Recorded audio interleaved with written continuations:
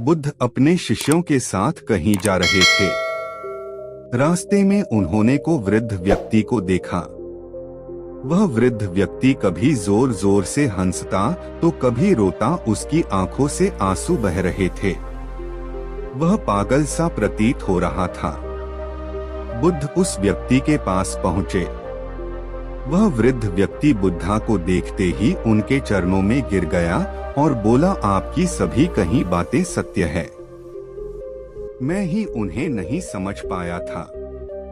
मैं अब तक आपका विरोध कर रहा था, लेकिन आज मैंने जाना कि आप जो कहते हैं बिल्कुल सत्य होता है।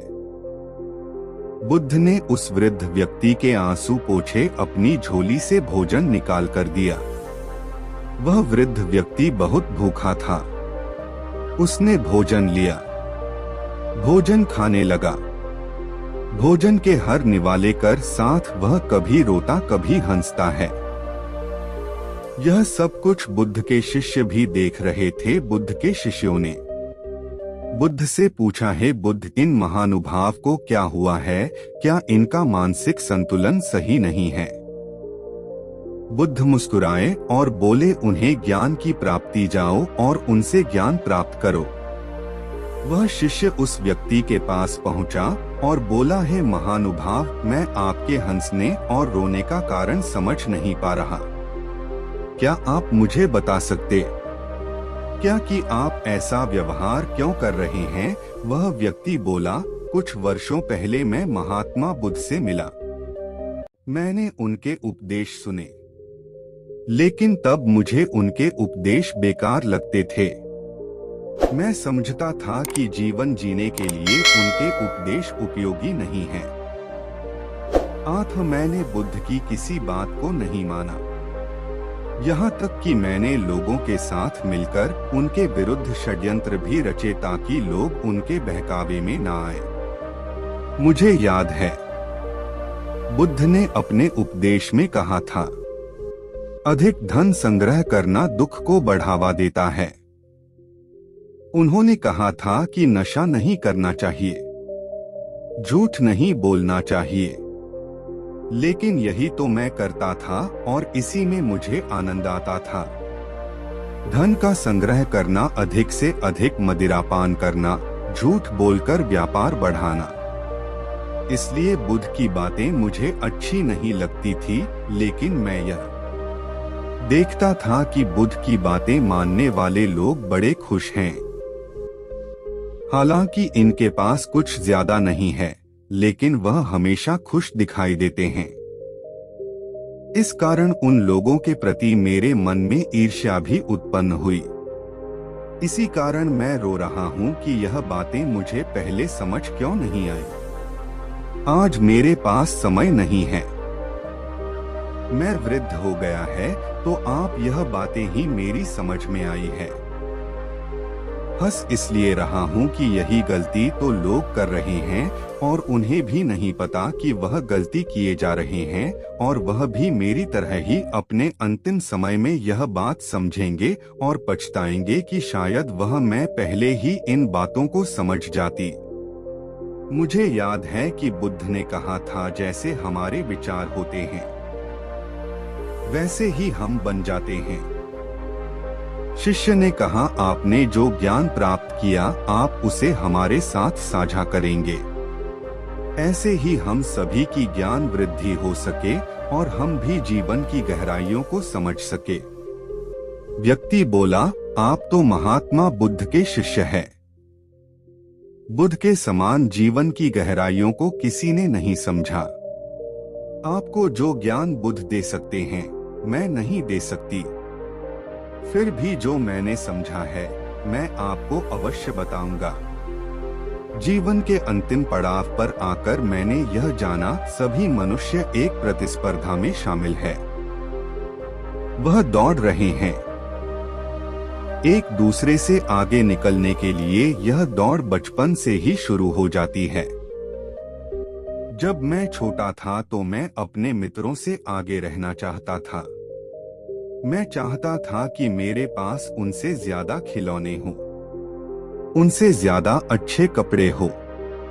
मेरी माँ बहुत अधिक सख्त थी। तब मेरे मन में ख्याल आ जाता था कि वह मर जाए तो मुझे स्वतंत्रता मिले, लेकिन ऐसा हुआ नहीं। तुम्हें सोचने लगा कि मैं जल्दी से बड़ा हो जाऊं, तो सभी बड़े लोगों की तरह मैं भी स्वतंत्र हो पाऊंगा। अपनी मर्जी से सभी खेल खिलौने और मिठाइयाँ ले पाऊंगा, और इसी तरह धीरे धीरे बचपन गुजर गया।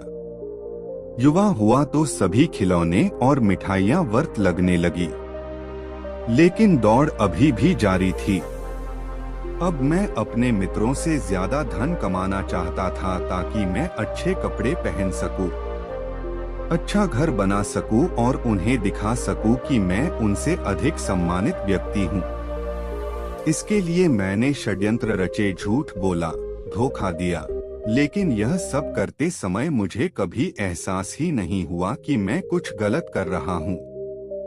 कुछ समय पश्चात मेरी माता पिता ने मेरा विवाह कर दिया। वह जो स्त्री मेरे जीवन में आई थी बहुत ही सुंदर थी। उसकी हर बात मुझे अच्छी लगती थी। वह हमेशा मेरा साथ देती थी। बहुत समय बीत जाने के बाद भी हमारी कोई संतान नहीं हुई। मैं हमेशा चिंतित रहता था कि मेरी कोई संतान नहीं है तो मेरी बुढ़ापे की लाठी कौन बनेगा। जब मैं अपने मित्रों के घर में उनके बच्चों को खेलते देखता तो मुझे उनसे जलन होती, ईर्ष्या होती, और मैं सोचता एक आज मेरे घर में भी कोई बच्चा होता। लेकिन जल्द ही वह समय भी आ गया। आखिरकार मेरे घर में भी एक पुत्र ने जन्म लिया। तब मैं बहुत खुश हुआ। ऐसी खुशी मुझे आज तक नहीं हुई थी। मुझे ऐसा लग रहा था कि सब कुछ जैसे मुझे मिल गया हो। अब कुछ नहीं चाहिए, लेकिन कुछ समय पर मुझे ऐसा लगने लगा कि मेरा एक पुत्र और होता तो मेरे दोनों कंधे मजबूत हो जाते हैं। और ईश्वर ने फिर से मेरी बात सुनी और मैं एक बार फिर से एक पुत्र का पिता बना। मैंने अपने पिता के व्यापार को बहुत आगे बढ़ गया। एक दिन मिल पत्नी ने मेरे पास आकर मुझसे कहा, यह जो सारा व्यापार है यह तुमने ही तो बनाया है। तुम्हारे पिता ने तो केवल शुरू किया था। आज जहां तुम हो वह सब तुम्हारी ही मेहनत है। वैसे भी तुम्हारी माता पिता की उम्र हो गई है, उन्हें तीर्थ पर चले जाना चाहिए। उसकी बात मुझे सही और मैंने अपने पिता से इस बारे में बात की, लेकिन उन्होंने मना कर दिया। उसके बाद से उनकी हर बात मुझे गलत लगने लगी। वह मुझे व्यापार में निर्णय लेने की स्वतंत्रता नहीं दे रहे थे। मुझे काम करने के लिए उनसे पूछना पड़ता था। अब मैं स्वतंत्र होना चाहता था। एक बार फिर से ईश्वर ने मेरी सुन ली। मेरे पिता बहुत बीमार हो गए। मुझे लगा कि वह जल्द ही प्राण त्याग देंगे। इस बात से मुझे दुखी होना चाहिए था और मेरे चेहरे पर दुख के भाव भी थे, लेकिन अंदर से मैं कहीं ना कहीं खुश था कि अब मैं अपने निर्णय पूर्ण रूप से स्वतंत्र होकर ले सकूंगा। उनकी हालत अब ऐसी हो गई थी कि वह बोल भी नहीं सकते थे। वैद्य ने मुझे बताया कि उनके पास अब ज्यादा समय नहीं है। जिसको भी बुलाना है बुला लो ताकि वह सभी मिल सके।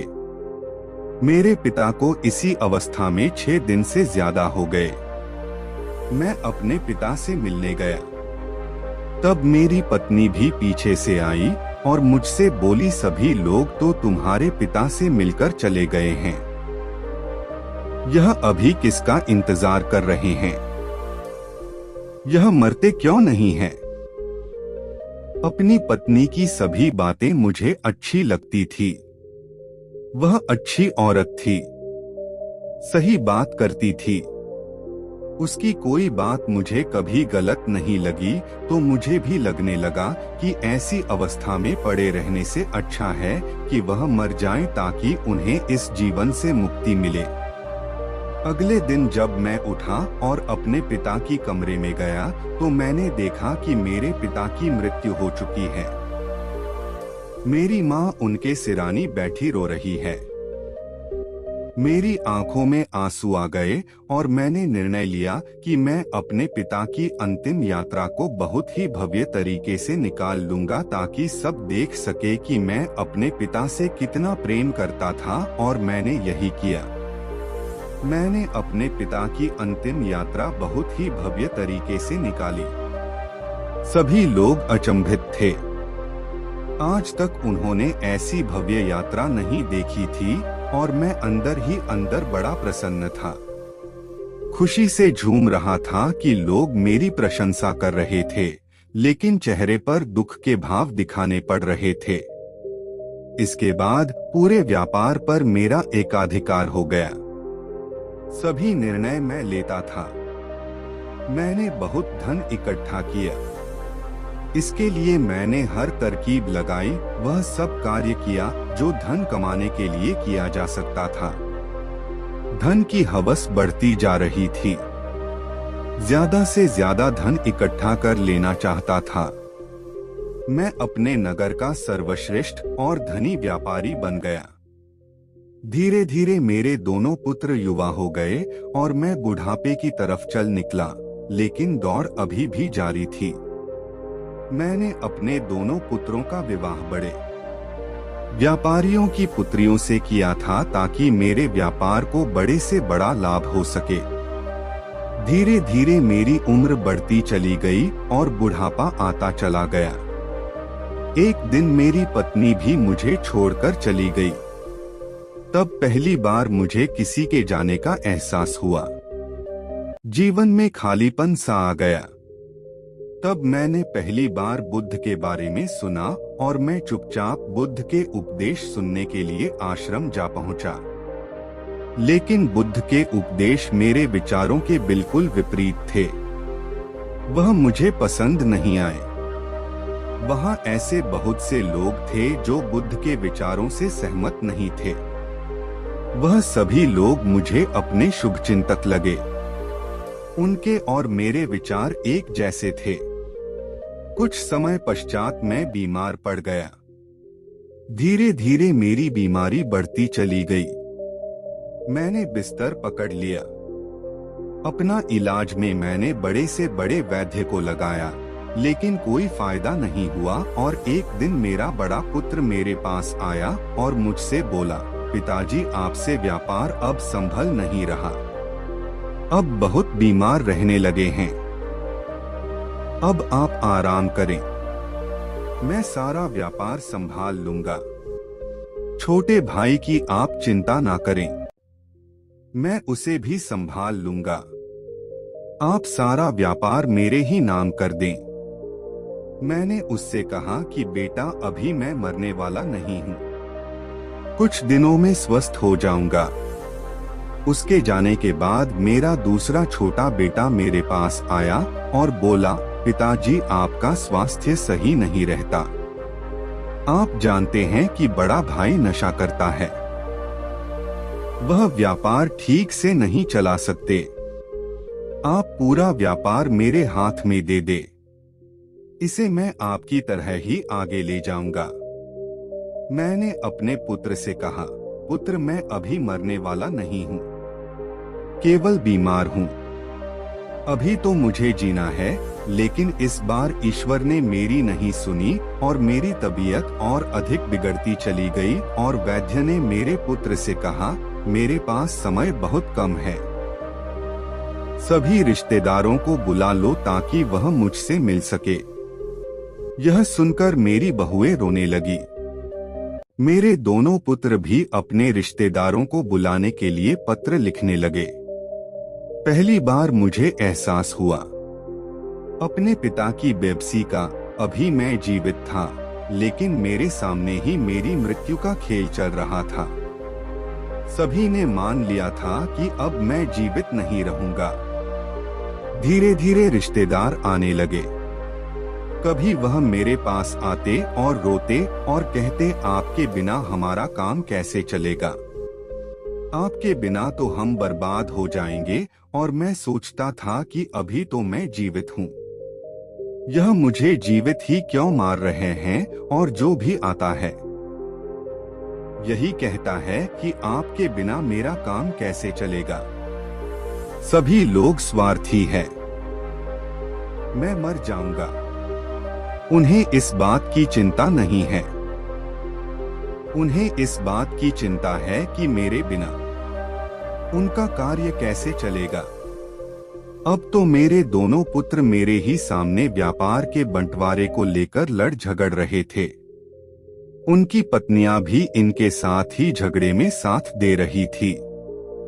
तब पहली बार मुझे एहसास हुआ कि जो धन मैंने पूरे जीवन को बर्बाद करके कमाया वह किसी काम का नहीं है। वह मुझे स्वस्थ तक नहीं कर सकता, मेरा जीवन नहीं बचा सकता। बचपन से लेकर बुढ़ापे तक मैं सिर्फ दौड़ता रहा धन के पीछे।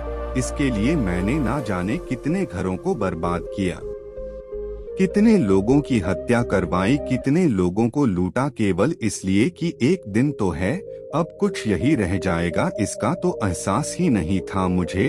तब समझ में आती जब मेरे पिता बिस्तर में थे तो मैं अपने जीवन को एक नई दिशा दे सकता था।